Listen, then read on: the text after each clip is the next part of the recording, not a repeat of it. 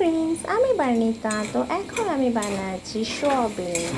তো আমি সয়াবিন বানাচ্ছি, কী কী দিয়েছি চলো দেখাই তোমাদেরকে। তো প্রথমে আমি কড়াইয়ের মধ্যে তেল দিয়েছিলাম, পেঁয়াজ, রসুন আর একটা এলাচ, দারচিনি দিয়ে আমি আলুগুলোকে ভাজছি, আলুগুলোকে সিদ্ধ করে নিয়েছিলাম, দেখতে পাচ্ছ।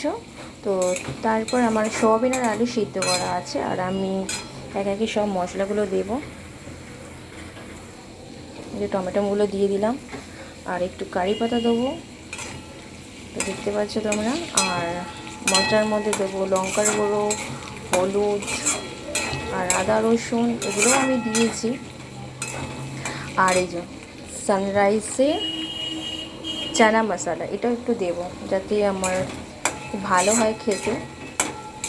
আর তোমরা এইভাবে বানাবে।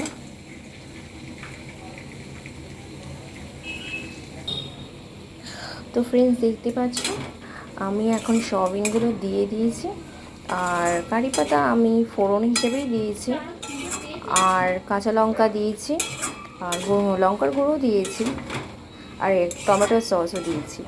তো ভালো লাগলে লাইক করবে, শেয়ার করবে, আর স্কিপ করবে না, রান্নাটা পুরো দেখবে আর আমার পেজটা ফলো করবে। তো বাই ফ্রেন্ডস।